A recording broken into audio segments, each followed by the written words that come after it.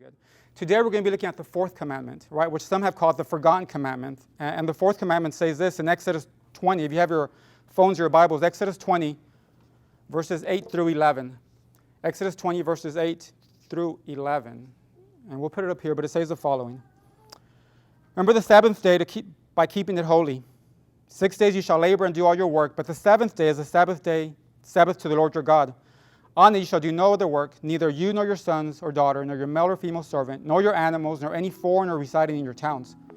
For in 6 days the Lord made the heavens and the earth, the sea, and all that is in them. But he rested on the seventh day. Therefore the Lord blessed the Sabbath day, and made it holy.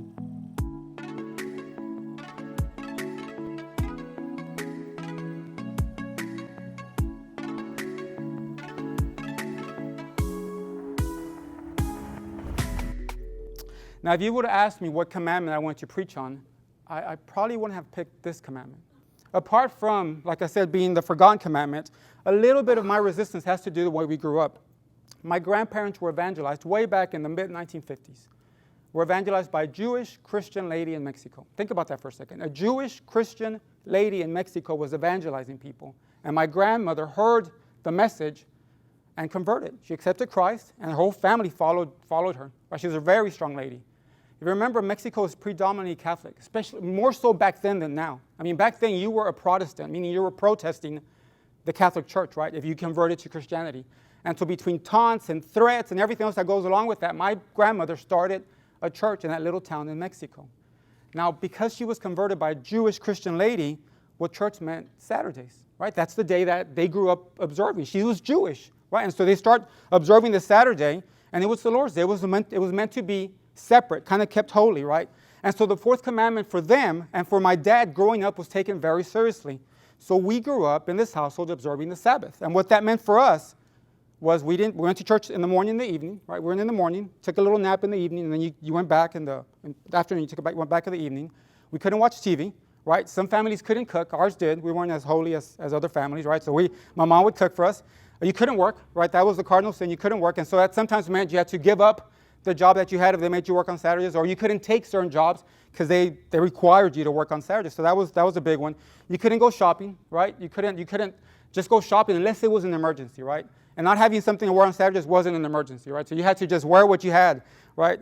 And so you couldn't do that. You couldn't attend to any business. My dad had a small body shop, and it was closed on Saturdays.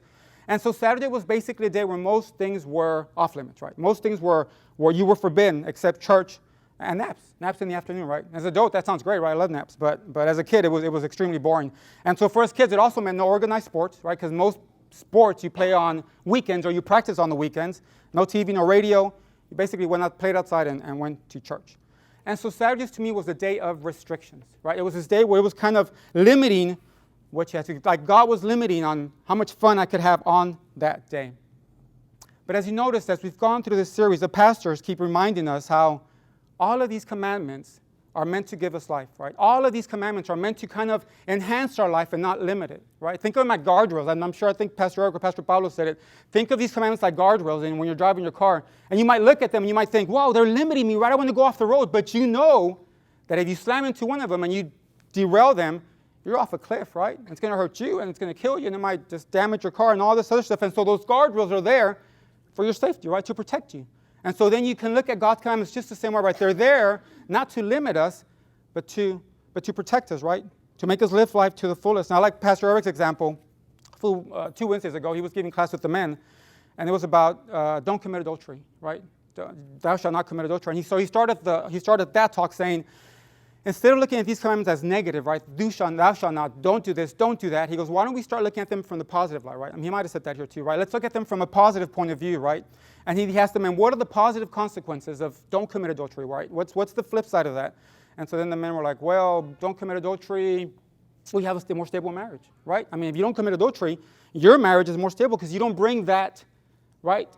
Yeah, that drama into your marriage, right? And if you have a more stable marriage, well, then your household should be more stable. And your kids are going to grow up in a more stable household because they don't have to deal with angry parents and fighting and crying and all this other stuff that goes with that. And then somebody else said, well, it also means that if you don't have an affair or you don't have adultery, well, you don't have these kids, without a dad, right? Because, I mean, she might get pregnant, right? The girlfriend, and this other girlfriend might too. Or if my wife finds out she might divorce me, and now my kids grow up without a dad, and this kid grows up without a dad. I'm kind of half a dad between both of them, and so they're like, that's a positive, right? And then somebody else said, well, another positive is you might not get sick, right? Maybe jumping around from person to person, you might get some sort of disease, right? And then you bring that back to your household, which has happened, and then, all this other stuff happens. And so this negative commandment, right, you flip it, and it's like, oh, it's actually a positive thing, right? God is telling you not to do this for your own good. And so if there's these positive things in all these commandments, then I believe that there's a positive thing in keep the Sabbath, right? Even though I grew up with this negative connotation, there has to be something positive there, right? Why would God tell us to keep it if it was bad for us, right? Why would he tell us to observe it if it was going to hurt us? And unlike all the other commandments, the other ones are meant to give us life. And so today I want to quickly go over a few reasons why this commandment still applies to us, right, in the 21st century, and how God meant it to be a blessing for our lives. And just like the other commandments, if we somehow skip over it or just ignore it, it could lead to some negative consequences in our life. But just before we jump in and start looking at these reasons, right, just so we can be on the same page, what does the word Sabbath mean, right? Where does it come from, right? Why is it in God's top 10, right, the 10 commandments? Sabbath in the original Greek word means to rest, right? It just means to rest. And the first time you hear it, it's in the account of creation, right? God created everything in 6 days, and then he says that he rests, right, on the Sabbath day, right? He calls it holy, right? I'm going to work for 6 days. I created everything, and then I'm going to take a break and just rest on the 6th day. Now, does God need to rest or no? Does he get tired? No, right? So God doesn't get tired. There was no reason for him to rest. So the only reason that you and I can gather that he rested is just as an example, right? He did it just to show us, hey, look, you're going to work for 6 days, and then one day out of the week, I want you to rest just like I rested on the 7th day. Now it says keep the Sabbath holy. Holy means set apart, right? Set apart, something different, right? And so God is kind of saying, look, I want you to set apart one day a week to rest, to do something different than you do the other 6 days. Because if I didn't tell you that, then we would probably just work ourselves to death, right? Now this part here is a little controversial, especially if you grew up like me going to church, right? Hang with me. If it really, really bothers you, you can talk after church, right? We won't get into it here. In the beginning, in the Old Testament, the Sabbath strictly meant Saturday, right? My grandma we grew up like that, right? For the Jewish people, Sabbath meant Saturday, and it practically does mean that, right? It's a Saturday, right? When you get to the New Testament, the new believers, right, they start going to church on the first day of the week, right? The Paul says, hey, when you gather on the first day of the week, gather the offering, right? When you do this on the first day of the week, so they start gathering on the first day of the week to go to church, right?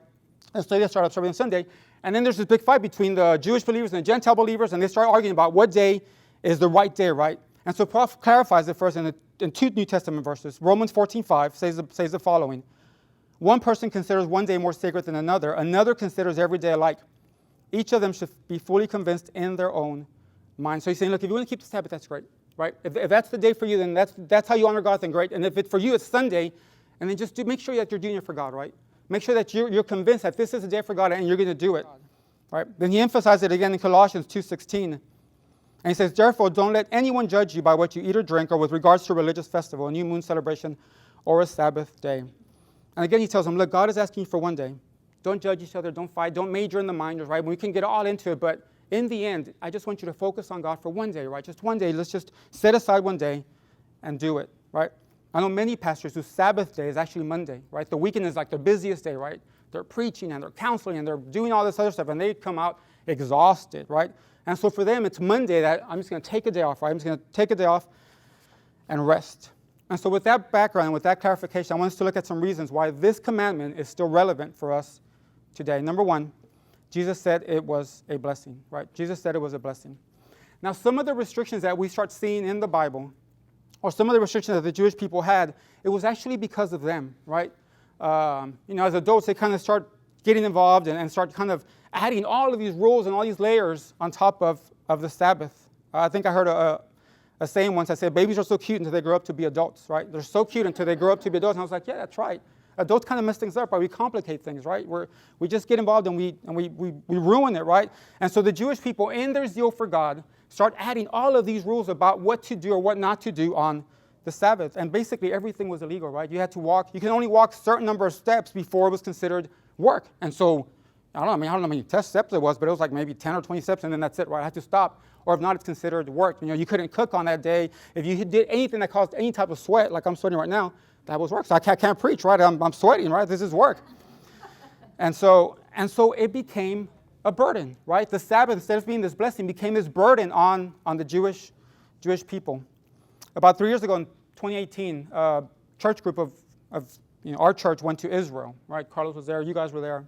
Went to Israel, and got there, great time, seeing all the monuments and everything. And on Saturday, they're like, hey, everything's going to be closed on Saturday, right? The Palestinian side is open. They're going to open some shops, but mostly everything's going to be closed on Saturday. And so one of those times, again, I think it was Carlos, correct me if I'm wrong, we're at the elevators. He gets in, the Jewish guy gets in, and the Jewish guy's like, can you press number 4 for me or whatever? Right? And he's like, well, you press it, right? And so he has to press number 4 for him. And the reason why he asked him to do, was it you that he asked? The reason why he asked him to do it was because it's a sin. It's considered work to press the little button on the elevator, right? And so Carlos was like, oh, so you want me to sin and me to go to hell? And you're fine with God, but I'm gonna sin?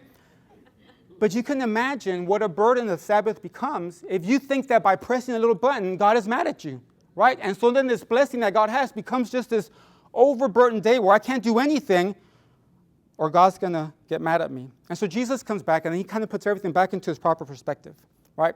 And you have this verse in Mark 2:27, where Jesus is walking with his disciples. Remember, they walked everywhere back then, so he's tired, they're tired, and they're hungry, and the disciples see some grain, and they start picking the grain, right? And they start eating it, and of course the Pharisees see them, the religious leaders, and they're like, you're breaking the Sabbath. You can't do that. That's not allowed on the Sabbath, right? And so Jesus tells them in Mark 2:27, and Jesus says to them, the Sabbath was made for man, not man for the Sabbath. So the Son of Man is Lord even of the Sabbath. And so Jesus reminds them of why God instituted the Sabbath since the beginning. It was supposed to be a blessing, right? This is supposed to be something that God, the Creator, gave you as a gift, not something that's going to be such a burden that you hate the day. You prefer it not to be Saturday because it's such a burden. And he says, no, you got it all wrong. This Sabbath, this creation, this commandment by God was given to you as a gift, a day to bless you and to refresh you, right? It was established by God so man could rest and focus on the things that are important. God, family, and friends, right? Things that a lot of times in the busyness of life, right, we tend to put them in second place, right? Sometimes with work and with school and with everything we have going on, those things that are super important in our life, right? God and family and friends and relationships, sometimes those kind of get, I'll worry about them later. I got to focus on everything else, right? And so God's like, no. Take one day, right? Just one day out of the week, pause for a second and focus on those things that are extremely easy to overlook but are extremely important. And God is saying, look, I gave you a day during the week, one Sabbath, where you can pause, and you don't have to wait for this life-changing event to come at you, where you can focus on those things that are important, right? Family and friends and God, of course, right? Because if I don't do that, then we tend to put those things in second place. And so the Sabbath was made for man to be a blessing and not a burden. Number 2, the Sabbath has to do with faith in God's provision. The Sabbath has to do with faith in God's provision. Now, this is a little bit deeper, so stay with me. Don't get lost. Now, the Sabbath, as a rule, actually comes out before the 10 Commandments, right? The 10 Commandments are in Exodus 20, but God's already telling them to keep the Sabbath in Exodus 16, right? 4 chapters before that. And if you read Exodus, if you start reading it, of course, they come out of Egypt. God miraculously gets them out of Egypt. And by the time they get to Exodus 16, they've been walking for about a couple of weeks already, maybe 2-3 weeks, right? You notice that when they're walking, they're thirsty after 3 days. They start complaining. God gives them water. I'm sure they brought some food with them. But by this time, at this point in the book, Exodus 16, now they're hungry, right? And so they start complaining about being hungry. And so we come to Exodus 16, and then this is what God's going to do. Exodus 16:14 says, when the dew was gone, right? So it's the morning, and there's dew on the ground, a little wet rain. When the dew was gone, thin flakes like frost on the ground appeared on the desert floor. When the Israelites saw it, they said to each other, what is it? For they didn't know what it was. And Moses said to them, it's the bread the Lord has given you to eat. This is what the Lord has commanded. Everyone's together as much as they need. Take an omer for each person you have in your tent. Now, an omer is about 2-3 pounds, right? So take 2-3 pounds for every person in your tent. So if you guys are 4, well, then you take 8 to 12 pounds, right? If it's 6, do the math, right? 12 to 18, I guess, right? And so that's how many pounds you take of this stuff that's on the floor. And then 19, then Moses said to them, no one is to keep any of it until morning. However, some of them paid no attention to Moses. They kept part of it until morning, but it was full of maggots and began to smell. So Moses was very angry with them. Let me stop here for a second. Why do you think some people kept some of that? I mean, how much clearer can it be, right? Don't keep anything to the morning, right? But they still kept some, and they woke up and it's full of maggots. Why do you think they kept some? What caused them to keep some? They didn't think more food was going to be provided the next day. That's exactly right. They're in the middle of the desert. And they're like, I have no idea if God's going to rain this down tomorrow, right? And so just in case he doesn't come through, right? Just in case he doesn't keep his promise, I'm going to store just a little bit left over. And if tomorrow I wake up and there's nothing there, I have a little bit left where I can just, survive for a day or two, me and my family, right? And so basically it comes down to, I don't really trust God, right? I don't trust him. And so I'm going to just disobey him and take a little bit more of what he said and let the chips fall where they may. And to their surprise, of course, they wake up and the manna was now maggots, right? Just this warm and stinky and all this other stuff. Let me just say this real quick. Isn't it always true that whenever we disobey God, right? Whenever God gives us something as a gift and we disobey that, it usually turns from manna to maggots, right? We usually end up spoiling that one thing that he gave us. Maybe it's a relationship, right? And maybe we're so in love and you know what? We're going to move in together and God's like, that's not the right order, right? You should get married first. And we're like, no, we're so in love and no, we're going to make it. And what was meant to be manna from God turns into maggots, right? Because we kind of jumped over his correct order and we kind of disobeyed his commandments and then we jump in there, right? Or maybe it's a business that he gave you and you want to do the right things, but man, it's so tough. And so you start cheating your suppliers or cutting back on your taxes or doing stuff that you know it's wrong. And so what was meant to be manna just suddenly turns into maggots, right? God's blessing becomes almost like a curse. And so God is saying, just one day, I'll be there tomorrow. And they're like, I don't know that's going to happen. So they get more and it turns into maggots. And so let's keep reading verse 21. Each morning everyone gathered as much as they needed, and when the sun grew hot, it melted away.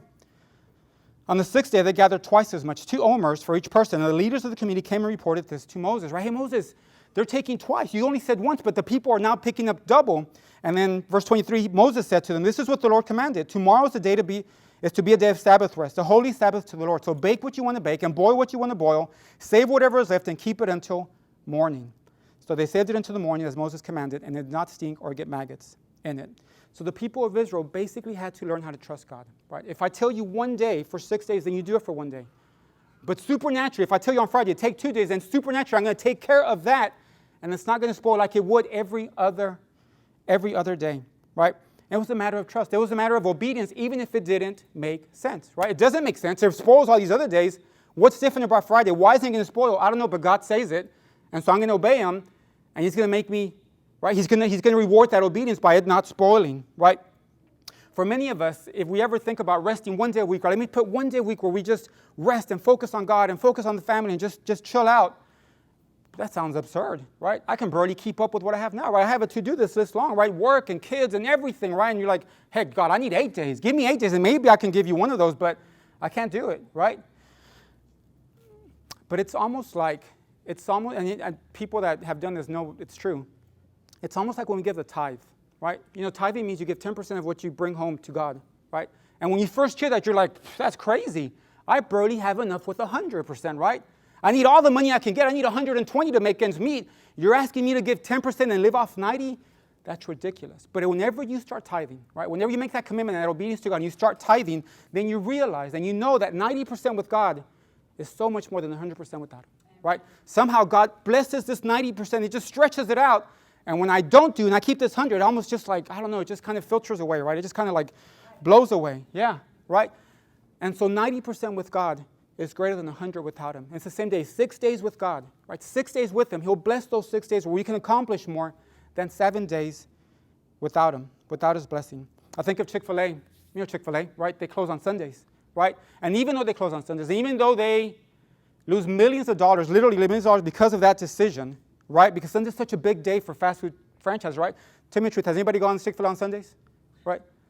Yeah, right? You forget and you're like, oh, let me go to Chick-fil-A. Like, snap, come on, Chick-fil-A, right? Get with the times, man. Yeah, right? You're like mad. You're like, okay, well, that's cool, right?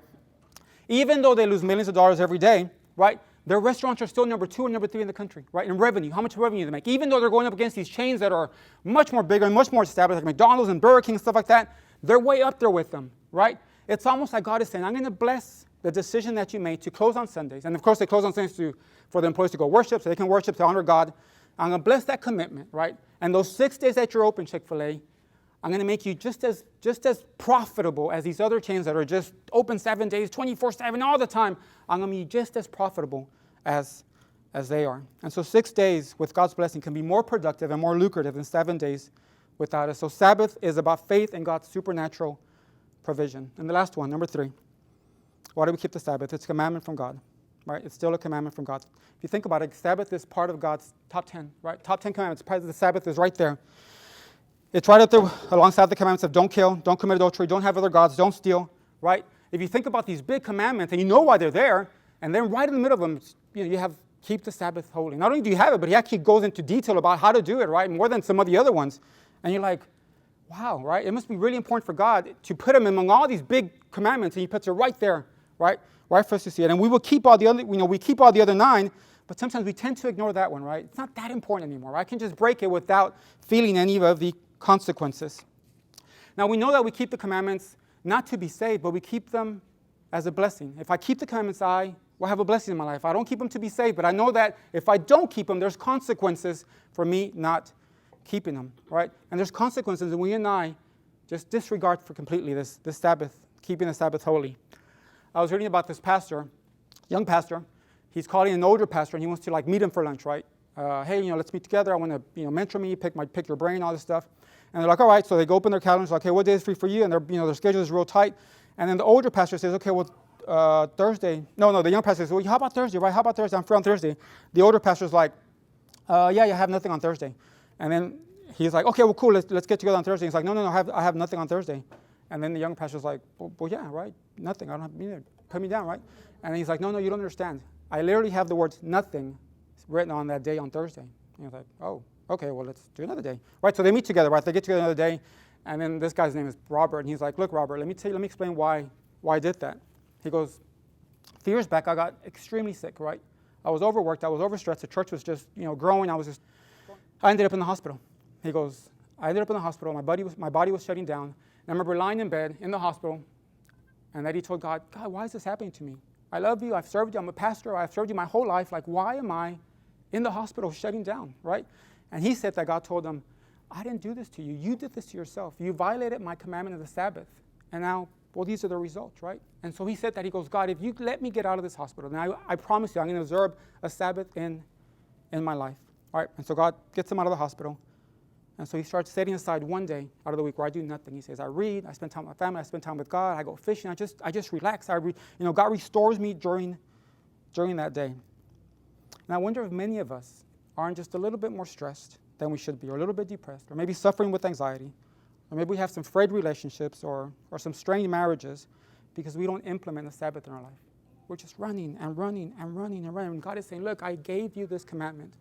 I modeled it for you, right? It's in my commandments for a reason, because I know what's best for you. And if you would actually take the time to schedule a day off where you spend time with me, and you spend time with your family, and you do those things that you want to do, but sometimes you don't have time to do them, I promise you, you'll be better, right? You're going to live better if you would obey, right?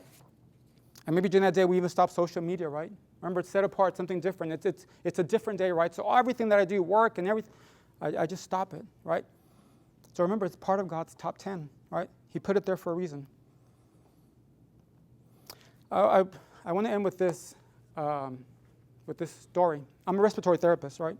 So in respiratory therapy school, we study everything about the lungs, right? Down to the microscopic level, right? Epithelium and the layers in the lungs and all this other stuff. The most ironic thing you can see in the hospital is respiratory therapists smoking, right? There's always a little group of respiratory therapists that always smoke, right? And even the nurses would say, why do they smoke, right? And I'm like, well, I don't know, right? That's crazy. And you would ask them, and they're like, right? And you would see them, you're like, you know what smoking does, right? You know how damaging it is to your lungs. Like, you more than anybody else knows it, right? You know that every single time you smoke, every single puff, it's messing up the little cilia in your trachea, right? These little hair-like projections that move all the stuff out of your lungs and you cough it out, right? You know that when you do that, that smoke is killing all the cell walls, right? Your lungs are like grapes. Think of grapes, right? And they inflate and they, exhale and all this other stuff. And when you smoke, it starts breaking up those walls in between those grapes, and it becomes like two big balloons, and you can't breathe anymore, right? And then when you get older, it's really, really hard to breathe. You've seen people with these puffed out chests because those lungs, they lost their elasticity, and now they're like these big balloons, and it's really, really hard to breathe, right? And you have to start using accessory muscles, and breathing becomes a chore, man. It becomes super hard. But you know why they don't care? You know why they still smoke, even though they know every single thing that's going to happen to them? Because they don't feel the effects, right? They're young, right? But for so many years, they don't feel any single thing, no consequences from their smoking.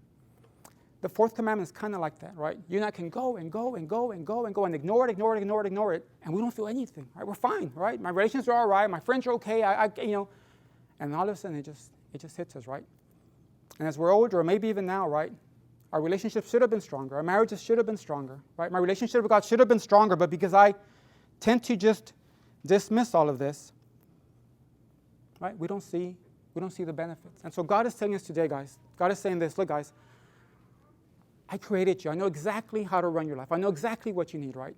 I put these 10 rules, like guardrails, to lead you and guide you. And this commandment, this fourth commandment, isn't just there for no reason. You can discard it now in the 21st century if you would apply it to your life, right? If you would actually implement some day where you just focus on me and focus on your family and just relax and just rest, he goes, then you'll notice that your relationships are stronger. Your relationship with me is stronger. Your kids are stronger. Your family is stronger. Everything around you is stronger because I am supernaturally going to bless you because you're obeying my commandments.